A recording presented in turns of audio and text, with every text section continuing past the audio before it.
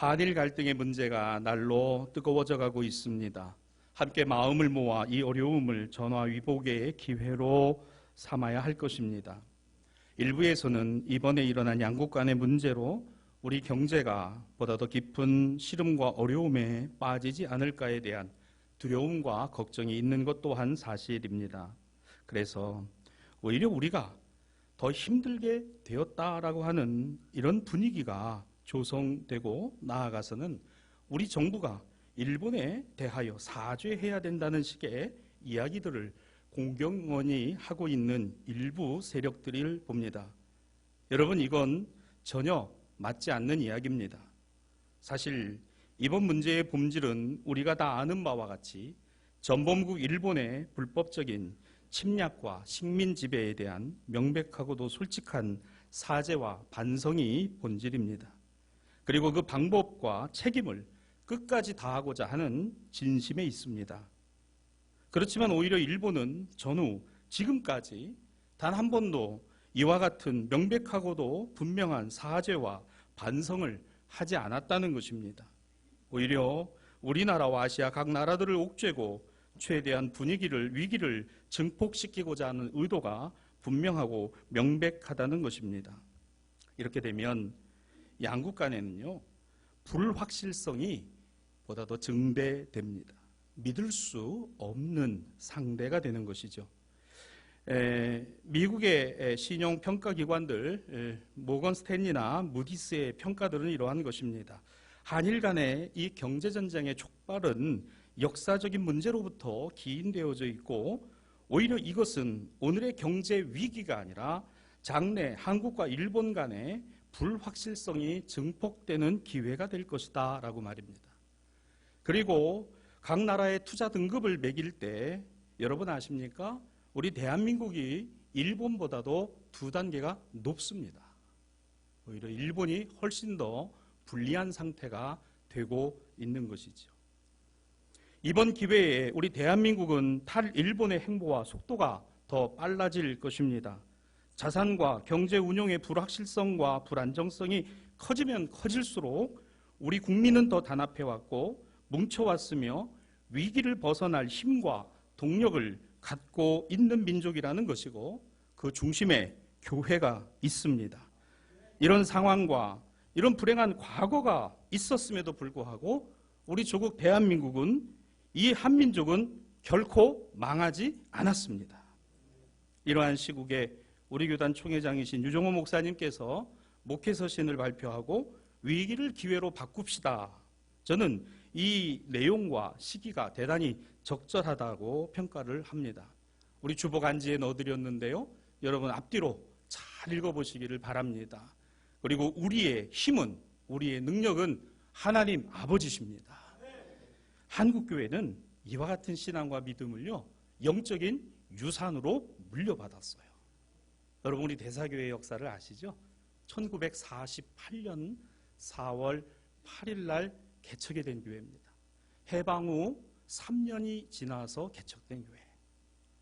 여러분, 그리고 6.25 전쟁을 겪었던 교회이기도 합니다. 우리는 우리 믿음의 선진들의 내용을 다 알지 못하지만 분명한 사실은 우리 교회, 우리 대사신앙가족들의 믿음의 선진들께서 이 교회를 어떻게 지켜왔으며 하나님을 어떻게 섬겼고, 그리고 그 신앙과 믿음을 우리에게 분명히 전해주고 세워주었다는 사실입니다. 지금도 우리 교회는 이와 같이 나라와 민족을 바라보고 기도하는 교회이기 때문에 그러합니다. 사랑하는 우리 대사의 신앙가족 여러분, 우리는 약하나 주님은 강하십니다. 우리는 미련하나 주님은 지혜로우십니다.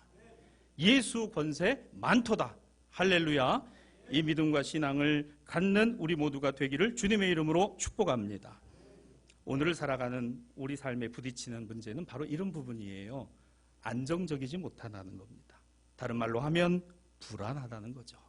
나라와 나라와의 관계도 이렇게 급격한 불신으로 치달으면 불안정성이 증폭되는 것과 마찬가지입니다. 안전하지 못해서, 안정적이지 못해서 무엇이 안전인가? 안정적인 것은 무엇인가를 늘 찾고 생각합니다. 길을 걸을 때도 혹시 저 공사장의 위에 벽돌이 떨어지지 않을까? 고속도로를 여러분 운전하고 갈 때 어디 반대편 차선에서 쇠몽둥이가 날아오지 않을까? 횡단보도 앞에 서 있을 때도 인도로 차가 돌진하지 않을까? 그래서 슬그머니 가로등 뒤에 가서 서는 경험들 여러분 있으시죠? 버스를 타고 가다가도 운전기사가 차를 왼쪽으로 오른쪽으로 비틀비틀하면 그 차 끝까지 못합니다. 중간에 내려야 됩니다. 아무래도 사고 날 것 같아서 불안한 거지요. 최근 우리 부산 지역의 한 식당에서 음식을 사 먹은 분들 100여 명 이상이 최근 2주 동안에 A형 간염에 감염이 돼가지고 지금 고생들을 하고 있는데, 아마 이달 말까지 잠복기를 거치는 걸 보면 더 많은 숫자가 감염이 됐을 거라고 보는 겁니다. 음식물 먹는 것도 결코 쉽지 않아요. 이 고온다습한 기온에는요, 냉장고에 있는 음식도요, 겉으로 보기에 멀쩡한 것 같아도 먹었다가는 배 아프고 잘못됐다가는 설사하고 그랬다가는 병원 갑니다. 안전하지 않아요. 안정적이지 않습니다. 여러분, 이게 뭘 말할까요? 우리 인간은요, 참 연약하다는 겁니다. 조금 더 더우면 우리 체온보다도 적어도 2도 정도 높으면요 죽습니다. 그 체온보다도 더 떨어지면요 얼어 죽습니다. 그게 우리 인간이에요. 우리 몸 안에 있는 이 혈액이 말입니다, 최소한 3분의 1 정도 빠져나오면 죽습니다. 이 인간입니다. 길을 걸어갈 때도 차를 탈 때도 음식을 먹을 때도 정말 이게 안전한가 우리는 확신할 수가 없습니다. 이게 우리 인생이에요.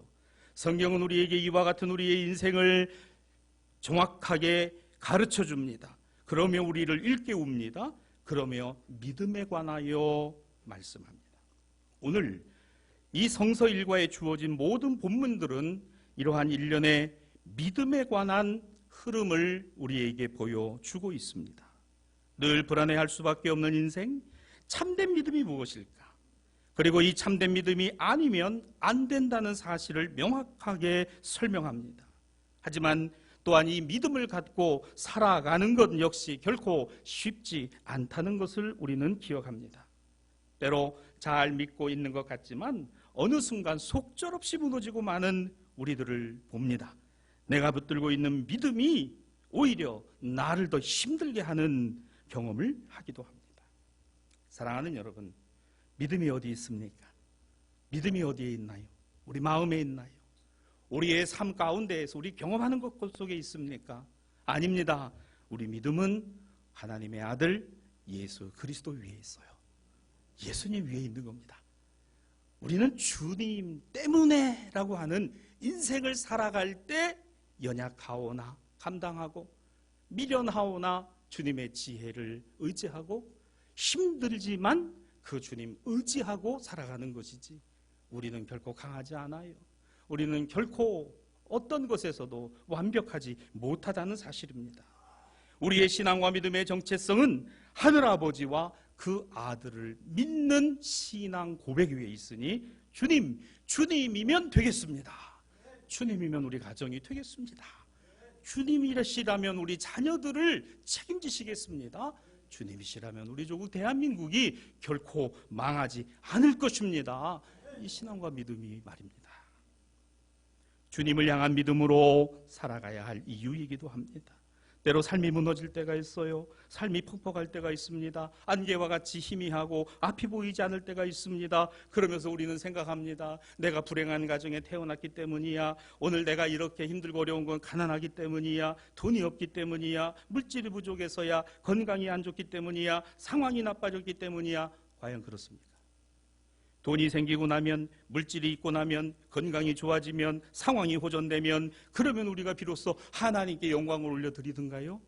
인간은 교만해서 자기 힘으로 그렇게 된 줄 압니다. 그것을 의지합니다. 돈이 믿음이 되고, 물질이 믿음이 됩니다. 건강이 믿음이 됩니다. 상황이 믿음이 됩니다. 그래서 또 무너집니다. 우리의 믿음은요, 참된 믿음이어야 해요. 진짜 믿음이어야 합니다. 땅을 향하여 있는 것이 아닙니다. 하늘을 향하여 하나님의 아들이신 예수 그리스도 위에 있어야 하는 이유입니다. 믿음의 대상이 무엇이에요? 믿음의 방법이 무엇입니까? 예수 그리스도입니다. 주님만입니다. 오늘 시편 33편으로 이 예배가 시작되었습니다. 시편 33편 우리가 함께 읽은 본문 16절에서 17절은 많은 군대로 구원 얻은 왕이 없다. 용사가 힘이 세어도 스스로 구원하지 못한다. 구원에는 군마가 무슨 소용이 있겠느냐. 군대가 많아도 헛된 것이니 능히 구하지 못하리라. 많은 군대가 힘이 세어 용사가 많아서 군마가 잘 훈련되어서 오늘 정예의 부대이기 때문에 세계를 지배하고 세상을 이길 것처럼 말하지만 과연 그러한가? 일본이 2차 세계대전과 태평양 전쟁에 군대가 모자라서 졌습니까? 용사가 훈련이 안 돼서 진 겁니까? 저들의 무기가 빈약해서 진 겁니까? 이 말씀 때문에 진 겁니다. 군대를 의지하고 자신들의 힘을 의지하고 오늘 자신들이 아시아의 평화를 명분으로 식민지화하려는 탐욕스러운 모습이 일본을 패망으로 이끌고 절망으로 이끌게 했으니 이것이 1945년 8월 15일입니다. 우리에게는 해방절이요, 일본에게는 국치일 패전일입니다. 악이 선을 이긴 적이 없어요. 불의가 정의를 이긴 적이 없습니다. 어둠의 세력이 하나님을 이긴 적이 없습니다. 죽음의 권세가 하나님의 아들을 십자가에서 끌어내렸으나 하나님은 그 죽음의 권세를 깨뜨리신 당신의 아들 예수 그리스도로 부활을 선포하시고 오늘 모든 잠자는 자들과 생명의 첫 열매가 되게 하셨습니다. 이게 교회 신앙과 믿음이에요. 목에 칼이 들어와도 일왕은 천왕이 아니다. 하나님의 아들 아니다. 거기 절 안 한다. 우리의 경배를 받으실 분은 하나님과 예수 그리스도뿐이다. 이게 우리 한국교회의 신앙과 믿음이었어요. 여러분, 이런 민족이 복을 안 받겠습니까? 한 번도 외국을 침략한 적이 없어요. 다른 나라를 식민지로 삼고자 하는 거 없어요. 다만 너무 힘이 없는 나라가 돼서 미국에서 참전해달라고 그러면 그냥 어쩔 수 없이 끌려가서 월남에 가가지고 전쟁에 참여하고, 그런 너무 가난해서 돈이 없어서 그렇게 달러를 벌고, 그런 아픔이 있죠. 여러분, 우리 정부에서도 이 베트남에 대해서는요, 지속적으로 사과를 하고 참 그 베트남의 경제 개발과 이 재건에 많은 도움을 주고 있어서 이 베트남 사람들이 우리 한국 사람들을요, 아시아에서 제일 좋은 국민으로 생각을 하고 베트남 축구 국가대표팀 감독이 우리나라 사람이잖아요. 그거 장난이 아닙니다. 여러분. 우리 대기업들이요, 베트남에 투자를 어마어마하게 했어요. 어마어마하게 했습니다. 우리나라 굴지의 전자회사들이요, 베트남에 엄청나게 공장을 지어서요, 그 베트남 사람들을 월급을 주고 일하게 합니다. 그 젊은이들 놀게 하지 아니하고. 여러분, 이게 우리 백성이고 우리 민족입니다. 저 바다 건너 2시간 위에 있는 저 나라하고는 달라요. 달라. 얼마나 못됐으면 원자폭탄을 2방이나 맞았어요. 여러분, 지금까지 1940년대 원자폭탄이 뭐 그렇게 도대체 성능이 어느 정도냐라고 이야기를 합니다만은 그 성능 시험을 2번이나 했어요. 히로시마와 나가사키에 떨어졌습니다. 여러분, 이 원자폭탄은 땅에서 터지는 게 아니에요. 지상 500m 상공에서 터집니다. 터지면서 순간적으로 열이요, 그 반경 몇 킬로미터에 있는 게 다 녹아버립니다. 사람의 뼈까지 녹아버려요. 바람이 붑니다. 방사능 비가 내립니다. 열폭풍이 지나갑니다. 건물이 무너집니다. 사람이요, 새까맣게 거슬려가지고요, 얼마나 많은 사람들이 죽었는지 몰라요. 일본은 그걸 부각시킵니다. 그러나 왜 그 일이 일어났는지를 말하지 않습니다. 세계 각국을 침략하고 전쟁을 일으키고 전범국가라고 하는 이 사실을 인정하지 않습니다. 그러며 그 전쟁에 앞장섰던 이들과 여기에 이름을 바꾸어서 수많은 학도병들과 징용으로 끌려간 우리 조선 대한민국의 사람들이 그 2차 세계대전 당시에 그렇게 끌려가 죽고 그렇게 허무하게 세상을 떠난 그들을 야스쿠니에다 모셔놓고 신이다라고 추앙을 하고 경배를 합니다. 여러분, 하나님이 이런 민족 가만히 두시겠습니까? 경제적으로 세계를 지배하고 세상의 엔화가 다 세상을 지배할 것 같지만 일본의 엔화가 망한 지가 10년이 넘어요. 다시는 일어나지 못합니다. 이제는 두려운 거예요. 대한민국이 두렵습니다. 통일된 한반도가 두렵습니다. 오늘 남북 대화와 북미 대화와 오늘 여기에서 일본이 배제되는 것에 대한 불안감이 저들 안에 심각하게 자리 잡고 있었어요. 자신들을 돌아봐야 합니다. 많은 군대로 구원 얻는 왕이 어디 있습니까? 용사가 힘이 세어 세상을 다스리고 지배할 것 같습니까? 군마가 헛되고 군대가 많다 하여도 능히 구하지 못하는도다. 성경은 우리에게 이것을 교훈합니다. 사랑하는 우리 대사의 신앙가족 여러분, 오늘은 성령 강림주의로 9번째 주일, 민족 해방을 기념하는 주일이기도 합니다.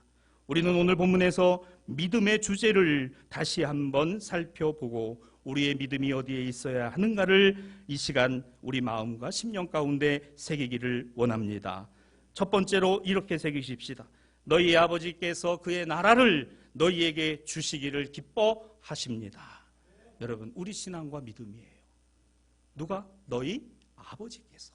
누구십니까? 하나님 아버지십니다. 예수님께서 이거 우리에게 가르쳐 주셨어요. 한번 따라합시다. 하나님 아버지.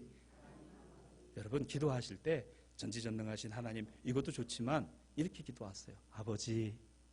이렇게요. 아버지. 여러분이 아버지한테 그러시잖아요. 대단하시고 위대하신 아버지, 저 용돈 좀 주세요. 이러지 않잖아요. 아빠, 나 돈이 없어. 그렇게 자세히 안 해도 돼요. 그냥 눈만 마주쳐도 돼요. 아빠. 그러면 알아. 뭐가 부족해? 뭐가 필요해? 너희 아버지께서 그의 나라를, 당신의 나라를, 하나님의 나라를 너희에게, 자녀들에게, 당신을 바라보고 있는 바로 그 백성들에게 주시기를 기뻐하시느니라. 오늘 복음서 누가복음 12장 32절에서 예수님이 우리에게 이것을 이렇게 가르쳐 주셨습니다. 적은 무리요, 작은 나라, 작은 백성, 분단된 조국, 괜찮아요. 하나님이 이 백성을 얼마나 사랑하시고, 여러분 이 땅에 천국 방방곡곡 산골 골짜기마다 주님의 교회가 오늘 새벽으로 주님을 바라보고 나라와 민족을 위해 기도하는 주의 백성들과 주의 종들이 얼마나 많이 있습니까? 교회가 아무리 뭐라 해도 세상에 드러나 있는 언론에 나오는 그 모습이 다가 아니라 보이지 않는 곳에 믿음이 바로 그러한 것이에요. 보이는 것이 다가 아닙니다. 보이지 않는 곳에서 나라와 민족을 위해서 하나님은 저들의 눈물의 기도와 간구를 들으시고 너희 아버지께서 당신의 나라를 저들에게 주시기를 기뻐하시느니라. 얼마나 귀한 말씀이고 오늘 이것이 예수께서 우리에게 가르쳐 주신 말씀이니 여러분, 이 말씀은 두 가지를 이야기합니다. 하나님 아버지의 나라를 향하여 돌아서라. 하나님 나라의 백성으로 살아가라. 하나님의 나라를 바라보라. 너희가 하나님의 백성인 것을 잊어버리지 마라. 너희는 하나님 앞에 예배하고 하나님을 존귀히 여기며 살아갈 하나님의 자녀들이라는 사실이니, 여러분, 이어지는 누가복음 12장 33절은 하늘에 두고 있는 다함없는 보물이라고 했습니다. 여러분, 주님을 향한 마음이 보물입니다. 주님을 생각하는 마음이 보물입니다. 주님이면 되겠습니다. 주님이 이 나라와 이 민족을 붙들고 계시니 되겠습니다. 내가 연약할 때, 내가 아플 때, 내가 힘들 때, 내가 낙심될 때 오늘 주님의 이름을 붙들어 주님이 내게 그래 아들아, 그래 딸아, 내가 너와 함께한다. 여러분, 이 대한민국은 순교의 피가 있는 나라와 민족이에요. 한국교회가 일제에 맞서서 공산주의에 맞서서 얼마나 많은 피를 뿌렸습니다. 독재의 시대 때에도 굴하지 아니하고 하나님의 하나님 되심을 선포한 교회가 한국교회입니다. 유일해요. 여러분, 이 교회들이 하나님의 교회고 주님의 교회요, 우리는 주의 백성들인 줄로 믿습니다. 이게 얼마나 귀합니까? 사랑하는 여러분, 낙심이 되시고요, 절망이 되십니까? 하나님을 바라보세요. 하나님의 백성인 것을 잊어버리지 마세요. 하나님의 자녀라는 것을 다시 한번 내 안에 새기고 다짐하는 이 주일이 되기를 주님의 이름으로 축복합니다. 이 74주년 해방기념주일, 하나님의 이 은총과 은혜가 당신의 교회와 그리고 새겨진 복음과 그리고 여기에 살아가는 하나님의 자녀들 때문에 그렇습니다. 힘이 없는 이들을 억압받거나 보잘것없는 존재들이라 무시되는 세상의 경쟁체제가 아니라 하늘아버지의 무한하신 긍휼하심과 자녀들을 향하여 허락되어진 오늘 은혜가 죄와 사망과 억압과 굴종 가운데서도 강제와 불의 가운데서도 꿋꿋하게 그 하나님을 바라보고 살아가는 하나님의 백성들에게 임하였으니 바로 하나님 아버지는 당신의 나라를 이런 저들에게 주시기를 기뻐하시느니라. 여러분, 기도하실 때 우리 마음과 심령 안에 아버지의 나라가 이루어지게 하셔서 아버지의 다스리심이 되게 하옵소서. 가정을 보실 때에도요, 자녀들을 보실 때에도 내가 하려고 하지 마시고 아버지께 맡기세요. 아버지 하나님, 우리 가정을 이끌어 주세요. 우리 자녀들을 아버지 이끌어 주세요. 아버지께서 주인이십니다. 주인이십니다. 여러분, 여기에 하나님의 역사와 그리고 하나님의 능력이 이어질 줄로 믿습니다. 두 번째로 우리가 가져야 될 믿음입니다. 너희 아버지께서 말씀하세요. 나는 너의 방패요 너의 지극히 큰 상급이니라. 할렐루야. 오늘 제1독서의 말씀입니다. 창세기 15장이지요. 여기 1절에 보니까 하나님께서 아브라함에게, 아브라함아 두려워하지 마라. 내가 너의 방패고 너의 지극히 큰 상급이니라.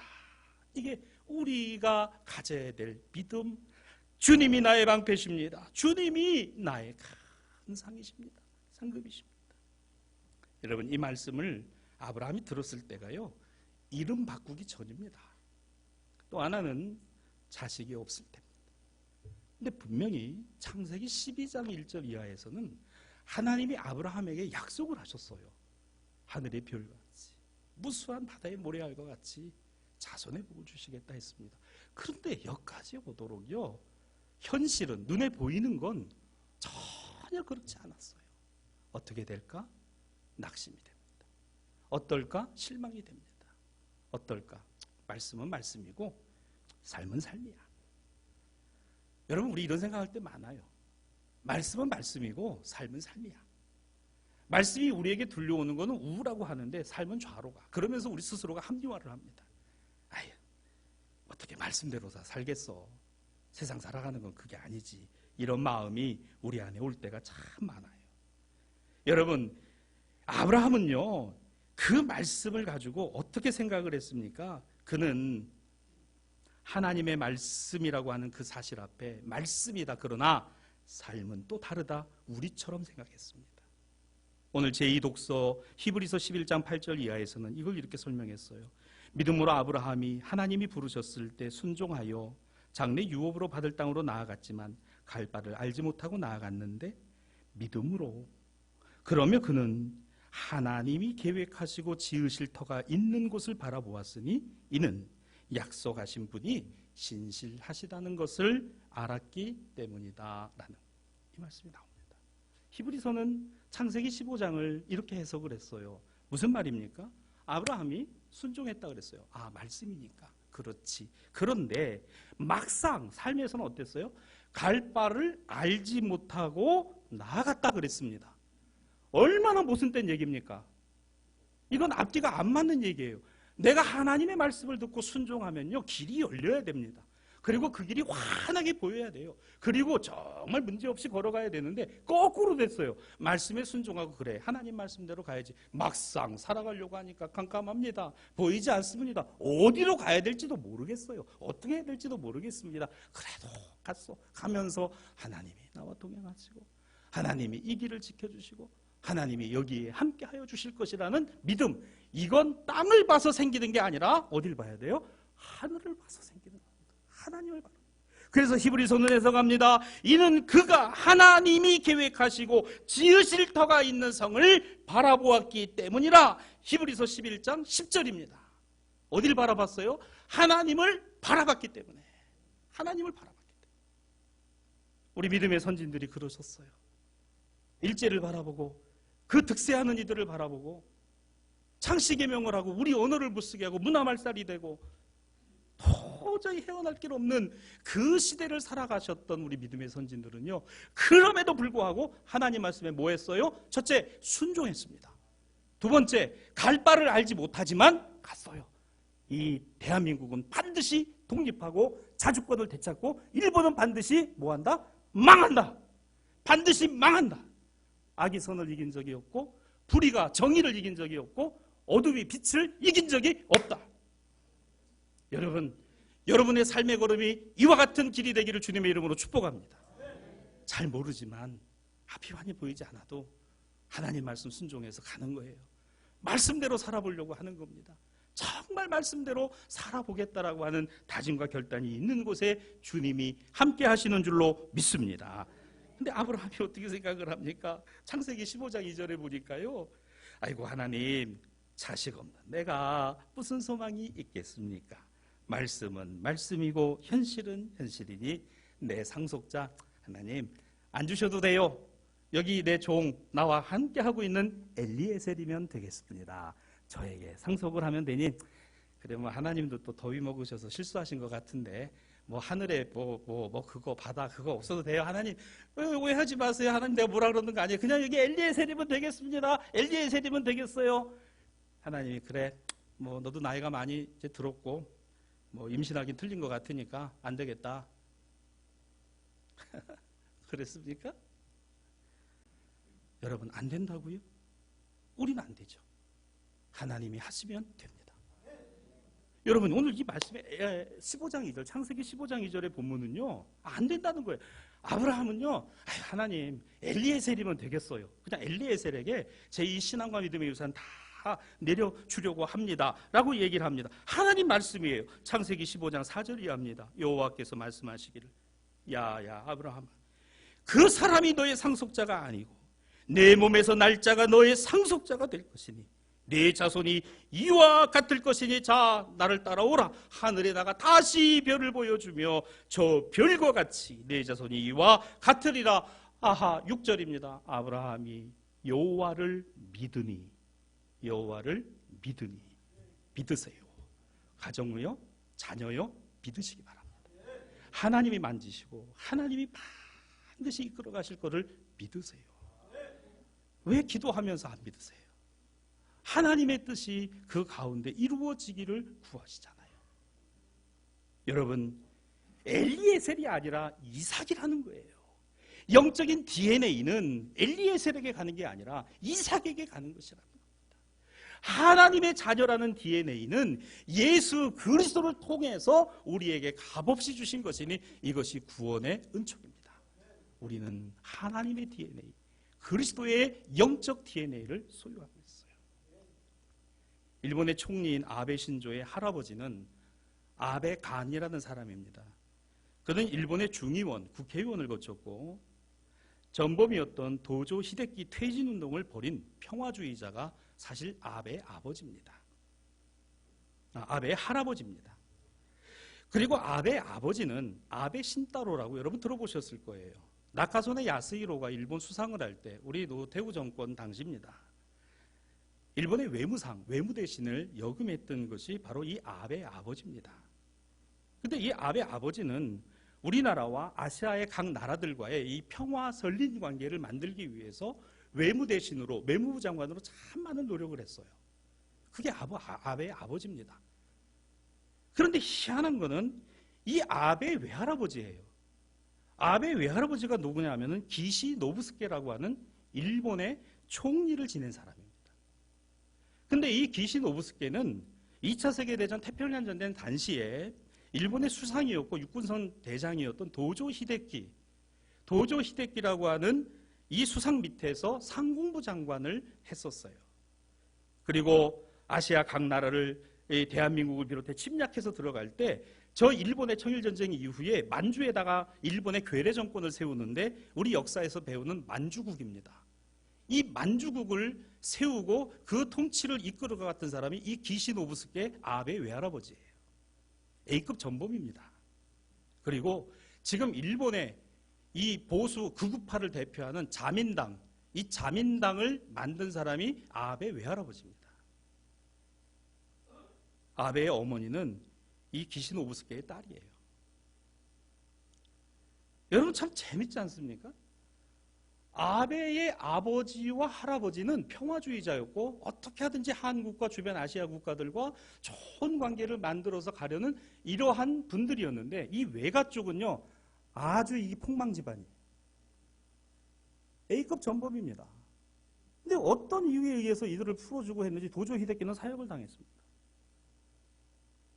근데 이 아베의 할아버지나 아버지는요 그 사돈이지만은 저거 처벌해야 된다라고 운동을 했던 분들이에요. 근데 이 외할아버지 이 기시 노부스케가 이 아베를 어릴 때부터 아주 싸질머지고 키웠어요. 그러면서 뭘 가르쳤겠습니까?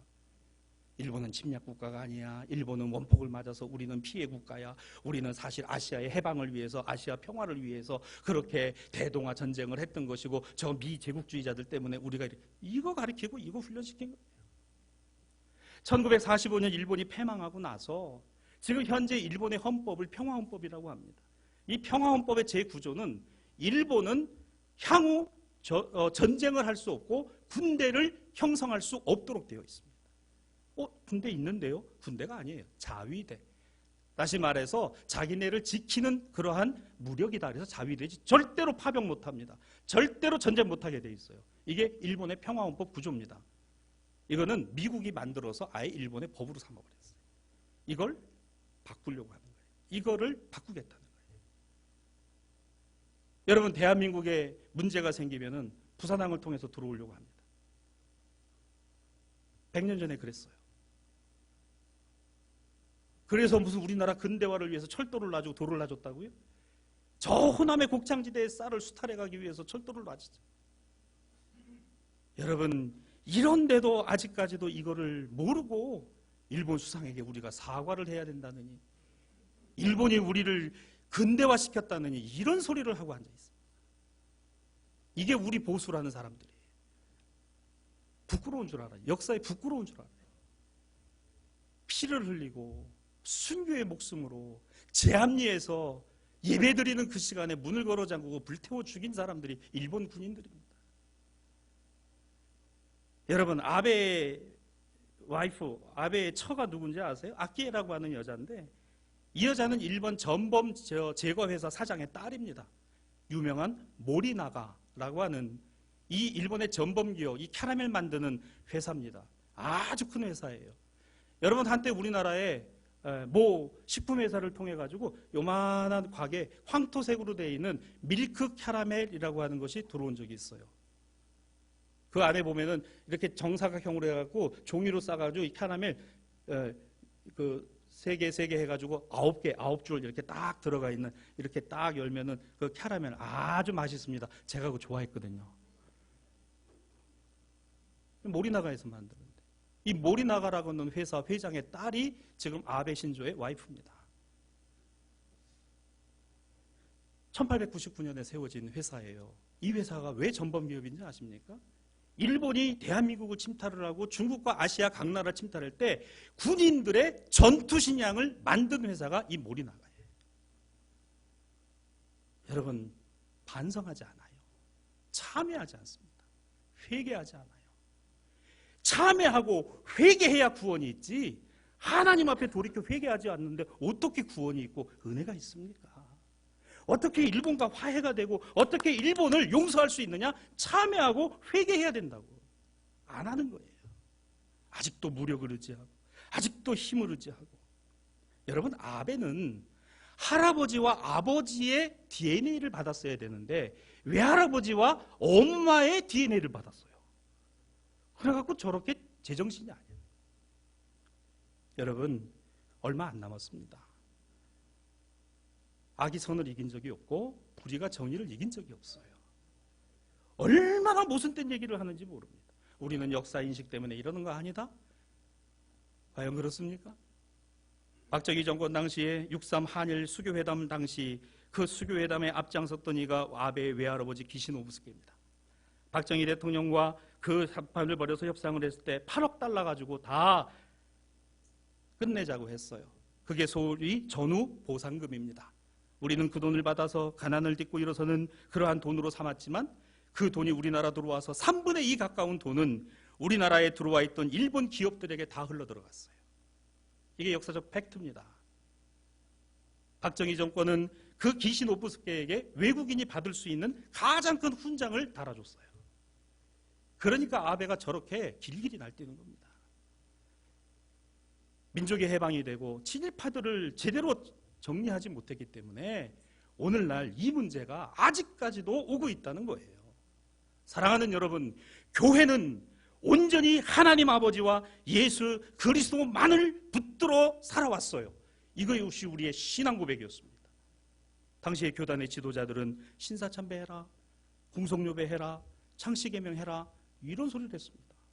아니야, 그건 절대로 아니야. 바로 그 아니야 라고 했던 것이 우리 민족교회의 흐름이었어요.